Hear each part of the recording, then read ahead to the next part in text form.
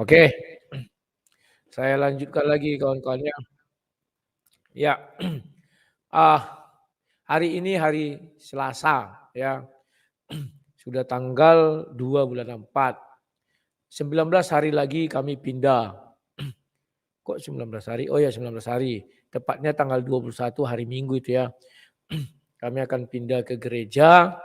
Siap tak siap kami pindah karena kalau kami pindah tanggal 28 minggu depannya itu harusnya tanggal 28 ya. 27, 28 kami masih ibadah di ruko.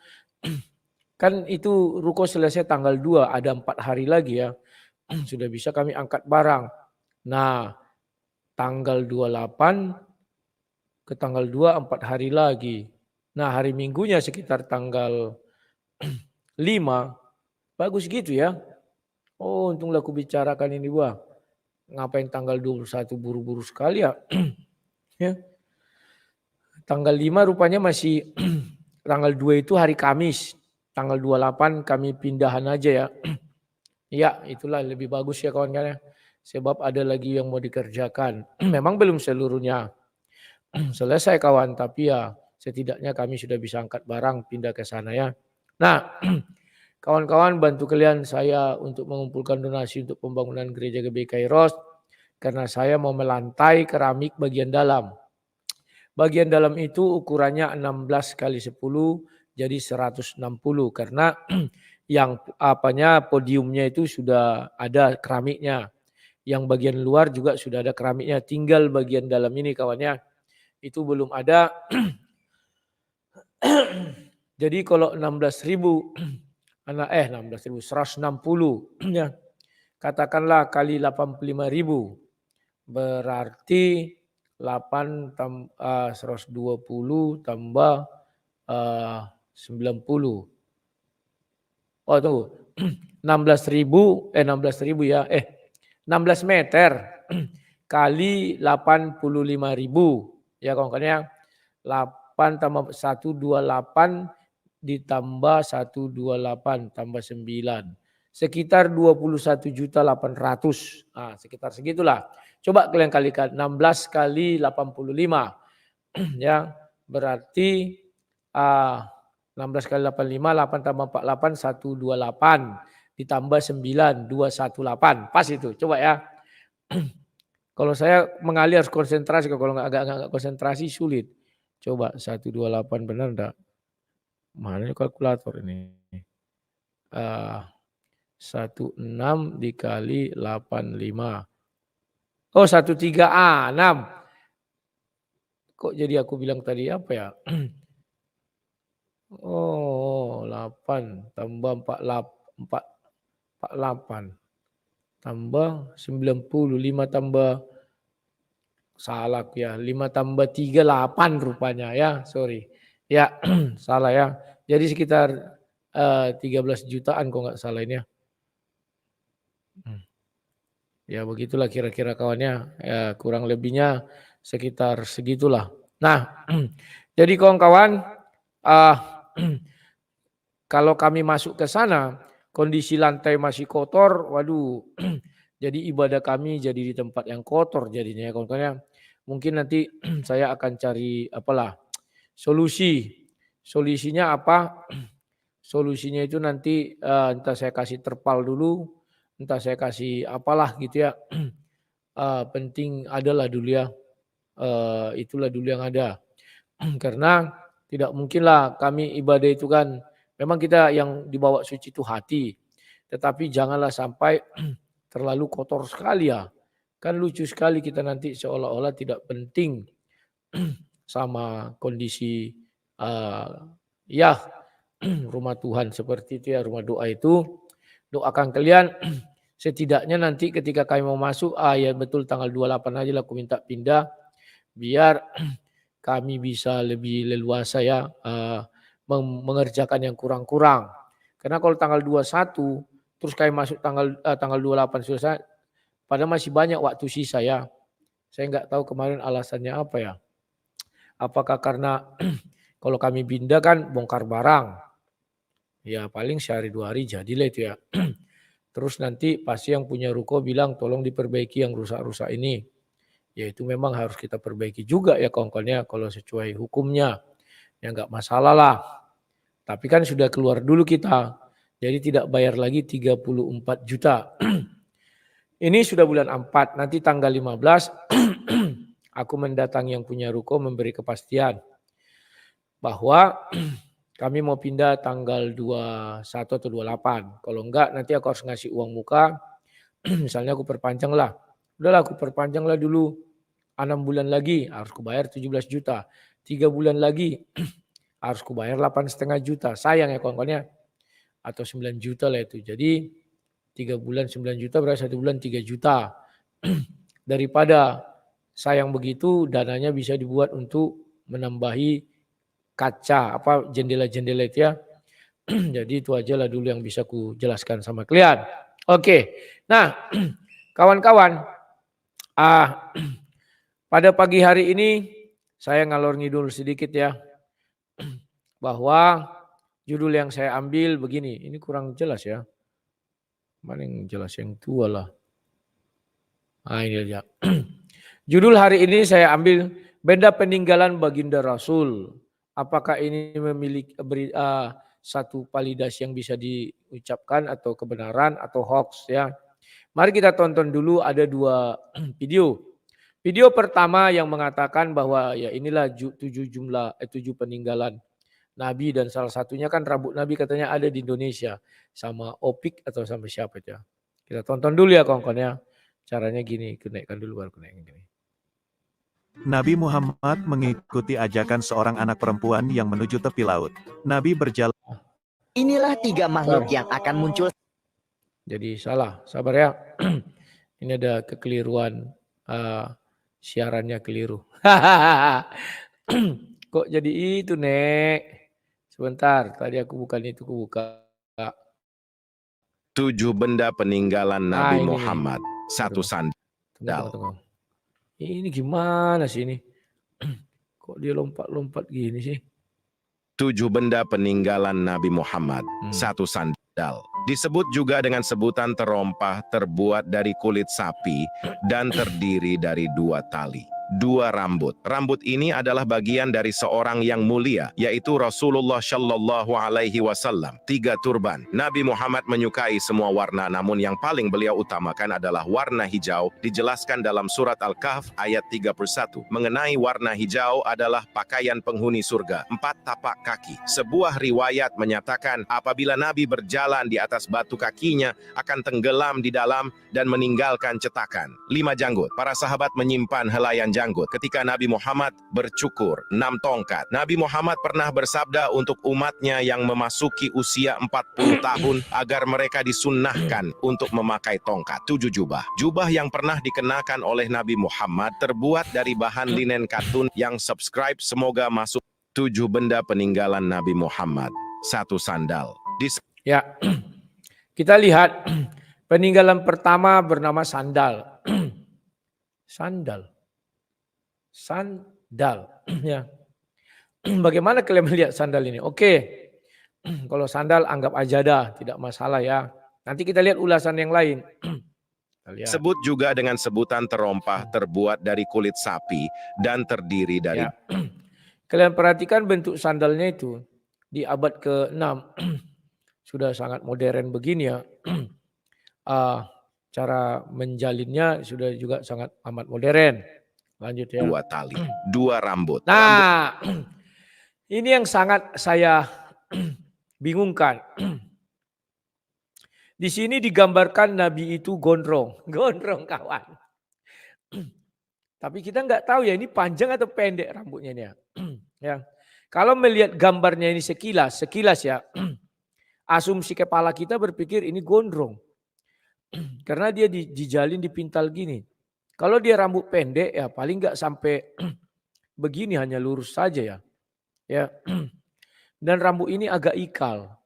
Nah, mereka ini sering berkata tidak bisa menggambarkan Rasul. Tapi begitu dinampakkan atau begitu ada benda peninggalan beliau, Artinya sudah bisa digambarkan meskipun hanya bentuk rambut. Berarti rambutnya gondrong. Kan begitu ya. Itulah yang bisa kita jelaskan dari rambut. Kecuali rambutnya hanya sependek ini berarti rambut pendek. Kan begitu ya. Jadi sudah bisa digambarkan sedikit. Belum lagi ciri-ciri yang dibilangkan yang lain. Bahwa pernah waktu dalam perjalanan atau perang di mana itu ya. Saya lupa, ada itu dibilang bahwa gigi Nabi patah. Jadi bagian depan taring ini ya, ompong atau gimana. Itu ciri kedua. Baru ciri yang lain kulitnya pucat atau apalah macam itu ya. Sebenarnya mereka bisa menggambarkan.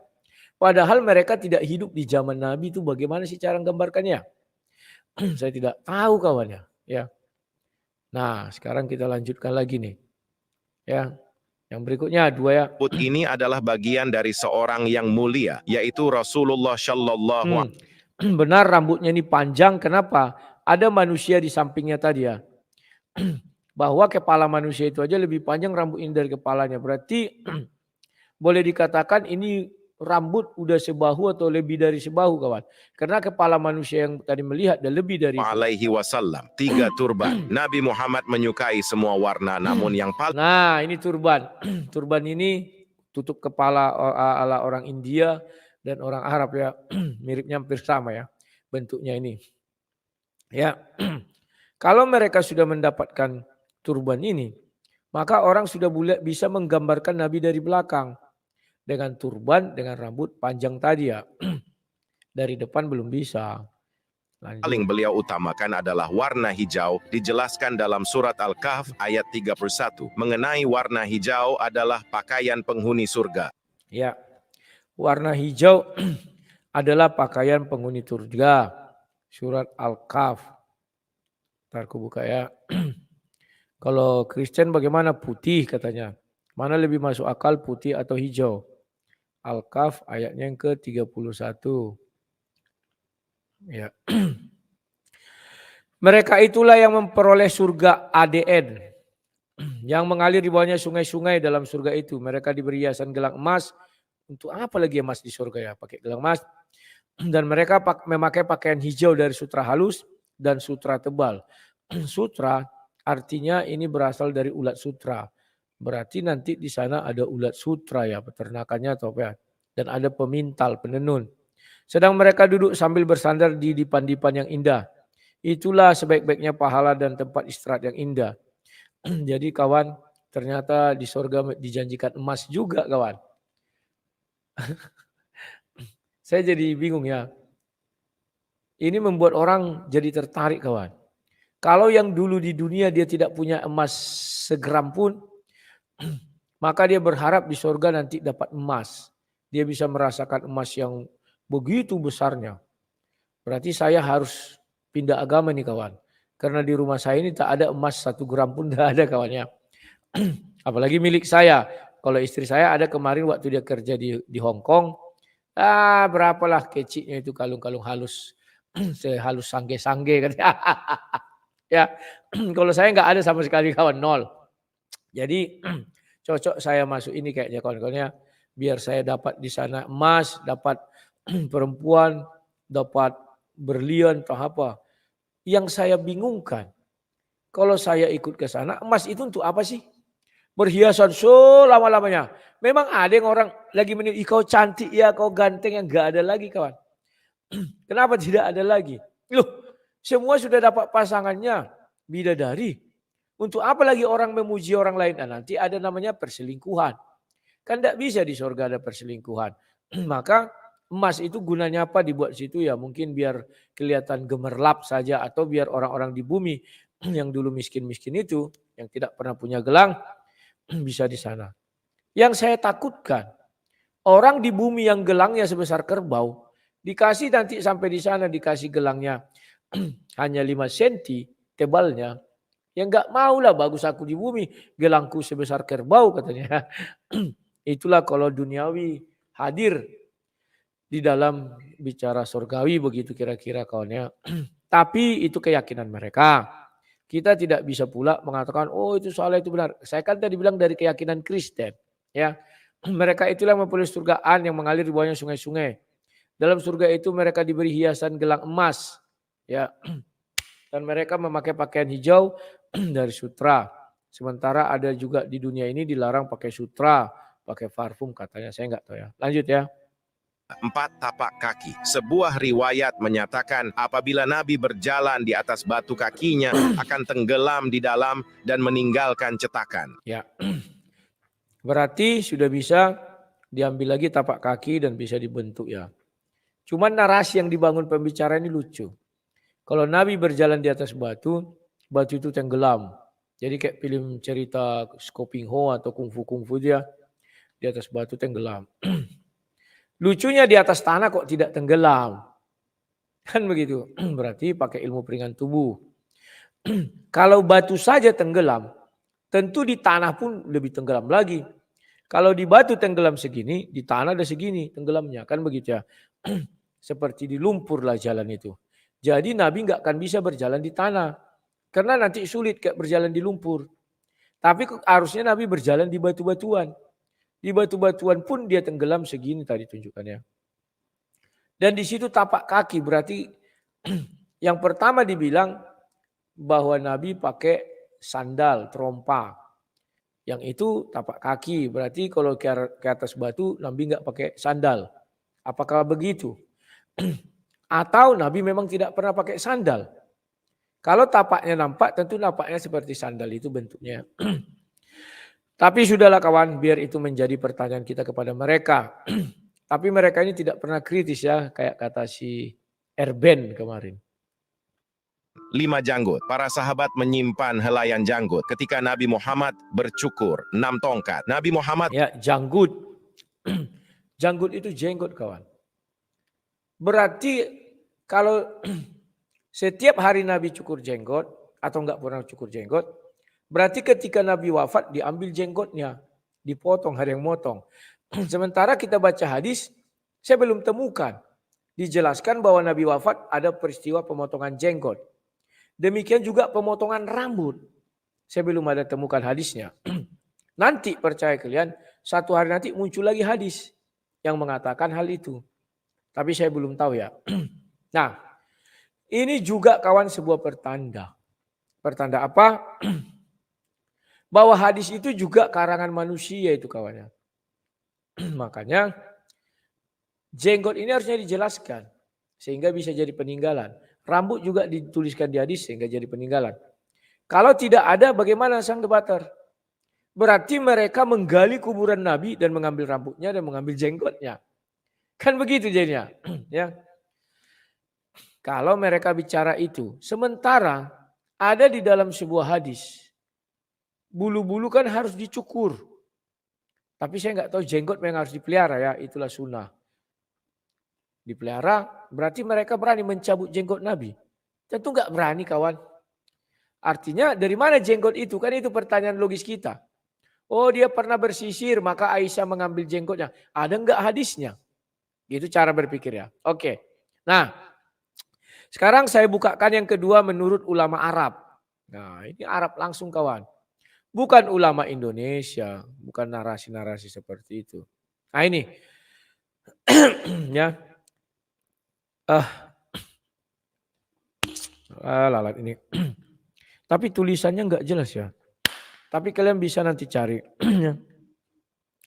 Nah, tunggu ya. Pada masa ini orang hanya mengaku-ngaku saja bahwa benda aku baca narasinya. Nah ini. Mana tadi? Kok jadi enggak lagi?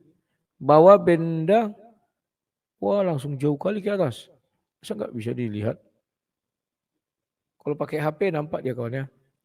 Tapi kalau pakai ini dia enggak nampak. Oke lah. Ini pameran artefak Nabi. Tidak mungkin berasal dari masa Nabi Muhammad katanya. Nah kita tonton dulu apa katanya. I've seen this. They have the slipper, the stick, the whatever, the turban of the Prophet. All this is fake. Ya, dia bilang semua itu palsu. Ya, mereka punya rambut, mereka punya tongkat, mereka punya jenggot, punya turban, semua itu palsu. Ada tulisannya kalian lihat ya. Through wars. selama peperangan, dia bilang selama peperangan, and dan apa ini, fitan, percobaan yang terjadi dalam sejarah Islam, fitan that happened in Islamic history, everything was lost. semuanya telah hilang. Jadi hilang semuanya lo katanya, termasuk Quran, termasuk apa hilang ya. Yang ditulis Zaid bin Sabit itu kawan. All of the prophets Nah, pameran artefak belonging but Nabi, lost. katanya kan, semua benda milik Nabi telah hilang. Ada ya jelas ya, masih bisa dibaca lah. So there is Jadi no tidak ada yang pernyataan yang benar. Jadi tidak ada pernyataan yang benar ya. Habis ini kita ulas, kita dengarkan ya secara lengkap. correct narration that we have anything of the Prophet alayhi salatu wasallam. No slipper, no stick, nothing. So going to these places and seeking barakah in such manner from these things is impermissible because it's not authentic. It's not authentic. Wallahu ta'ala like artifacts or things of the Prophet sallallahu alaihi wasallam. I've seen this. They have the slipper, the stick, the whatever, the turban of the Prophet. All this is fake. Through wars and fitan that happened in Islamic history, everything was lost. All of the Prophet's belongings got lost. So there is no correct narration that we have anything of the Prophet alayhi salatu wasallam. No slipper, no stick, nothing. So going to these places and seeking barakah in such manner from these things is impermissible because it's not authentic. It's not authentic. Wallahu ta'ala. Ya. Jadi kawan itu dibilangnya palsu, bukan saya yang bilang kawan. Beliau mengatakan itu semua palsu. Karena pada zaman peperangan itu semua sudah hilang ya. Makanya saya bilang rambut itu kapan diambil? Ada enggak orang yang berani mencabut rambut Nabi? Dan itu panjang kawan. Ada enggak orang yang berani mencukur rambut Nabi? Ya, makanya untuk menguji kebenarannya itu semua peninggalannya itu gampang. Ya. Baca saja hadis, ada enggak dibilang sebelum baginda wafat rambutnya dipotong? Siapa berani memotong? Sebelum baginda wafat jenggotnya dipotong. Atau setelah baginda wafat sebelum dikubur rambutnya dipotong, jenggotnya dipotong.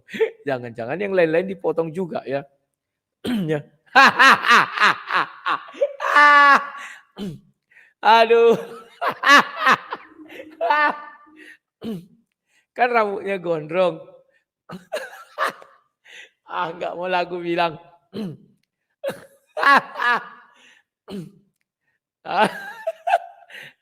Ini nakal juga yang mewek aku ya.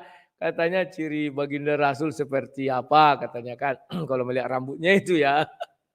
Udahlah lanjut lagi kawannya. Jadi itulah kawannya. Logikanya dari mana mereka dapat rambut dan dapat jenggot. Dan logikanya lagi. Bisa jenggot itu dibagi-bagikan. Rambut itu dibagi-bagikan kawan. Kan lawak. Sampai ke Indonesia sama si Opik. Dan banyak orang mempercayai itu. Makanya aku bilang, akhir-akhir ini benar kata Alkitab ya. Bukan Al-Quran, Alkitab yang bilang. Dongeng-dongeng dianggap menjadi sebuah iman. Dan itu diceritakan sesuai silsilah. Turun-temurun. Syanu, aku dengar cerita dari Syanu, aku dengar cerita dari Syanu. Silsilah. Ya. Jangan ketawa sendiri bang, bagi-bagi dong. Nantilah.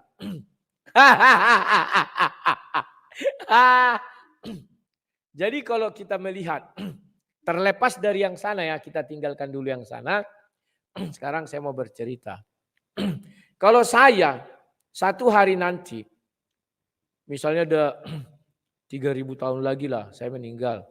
Datang orang mengatakan, ini rambut sang debaters. Misalnya ada yang saking fanatiknya mengidolakan saya. Disimpanlah rambut saya itu panjang begitu ya. Artinya satu kemungkinan, ya sama dua kemungkinan. Mereka mengambil ketika saya masih hidup. Yang kedua, mereka menggali kuburan saya. Kalau orang Batak ngambil sasaring namanya, diambillah rambut itu. Baru dicuci, dibilanglah ini rambut sang debaters. Nah, dari gambaran itu rambut saya panjang dan bentuk-bentuknya itu, maka datang orang mengatakan, kalau kulihat dari bentuknya, sang debater ini mirip si Limbat.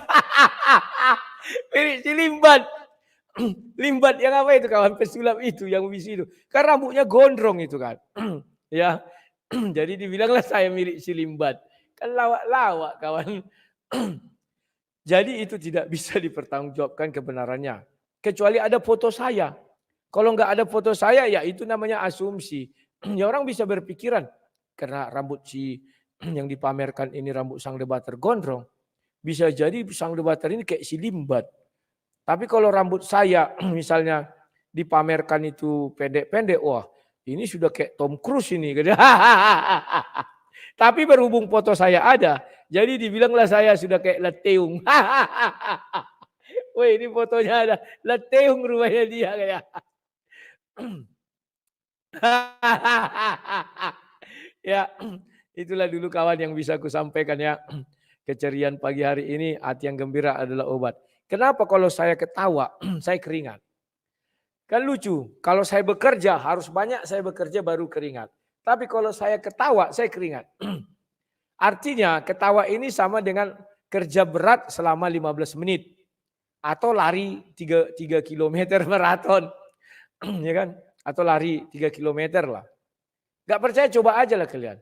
Kalau ada orang yang tidak keringat kalau ketawa, perlu dipertanyakan kesehatannya itu ya.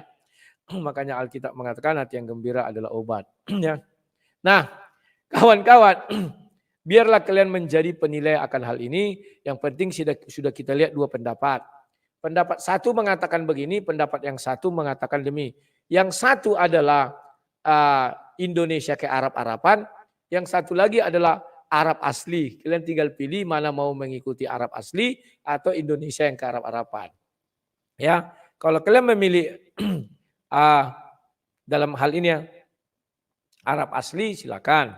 Tapi janganlah di Indonesia keturunan Wali Songo tak dihormati seperti menghormati keturunan Yaman-Yaman itu. Padahal belum tentu itu keturunan Nabi Muhammad ya. Karena hadis banyak bercerita ya. Ya, anak-anaknya Nabi meninggal katanya, saya nggak tahu kawan. Setiap saya dengar orang berdebat, wah Nabi kan anaknya semua meninggal, begini begono. Jadi keturunan yang mana lagi? Oh dari perempuan, laki-laki mati semua. Nah, kalau bisa dikatakan, ya mereka ikut garis keturunan ibu atau bapak, kan nggak tahu kita ya. Biarlah mereka aja yang tahu ya. Saya pun nggak tahu itu. Setiap saya lihat orang berdebat itu dibilangnya dibuatlah hadis ini. Ini dulu hadisnya. Lah lantas Habib-Habib yang sekarang itu dari mana? Kalau memang tidak ada anak Nabi yang laki-laki hidup ya. Nah, begitulah kawannya. Saya kadang kalau baca-baca buku-buku ini terlalu banyak. Jadi kayak dongeng-dongeng memang kawan. Kadang di kitab suci nggak ada, oh di buku ini ada. Makanya saya sebagai Kristen anti saya membaca buku teologi milik Profesor Dr. Hantu Blau. Nggak mau saya. Kenapa saya tidak mau? Saya sudah beriman kepada Bible ini. Maka saya hanya beriman kepada dia. Apa cerita yang di luar Bible? Saya nggak mau dengar. Kenapa Bible ini mampu menjelaskan dirinya sendiri? Bible ini bukan buku ecek-ecek, bukan buku recehan. Yang perlu buku Profesor Dr. Hantu Blau untuk menjamin isinya. Untuk meluruskan isinya. Nggak perlu kawan. Nggak perlu. Semuanya ada di situ ya. Jadi itulah kehebatan Bible. Kasihan buku-buku lain yang berupa kitab suci katanya. Dia masih memerlukan pendampingan dari ucapan manusia agar isinya lurus. Kalau nggak ada pendampingan dari manusia, itu akan bengkok dan orang bacanya tersesat. Dibuatlah lurus. Itu pun sudah diterbitkan buku-buku lain, juga tetap tidak lurus. Masih buku tiap hari, tahunan dibuat lagi, tetap nggak bisa lurus. Tapi kalau Bible kawan, dia itu firman yang hidup. Dia itu bekerja untuk dirinya sendiri. Hari ini saya menerjemahkan atau menafsirkan A, besok ada orang lain di karunia Roh Kudus lagi menafsirkan berbeda dengan saya tafsirkan itu dan lebih bagus. Itulah firman yang hidup, hidup terus dia. Dan tidak ada yang bisa menghalangi firman ini hidup.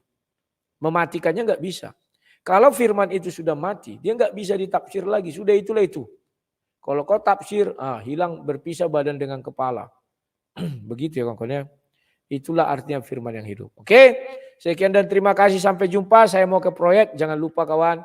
Kalau kalian punya berkat, ya bantulah pembangunan GBI Kairos. Ya, nanti malam saya mau berdebat dengan Ustadz Wafi lagi mengenai penyaliban Yesus atau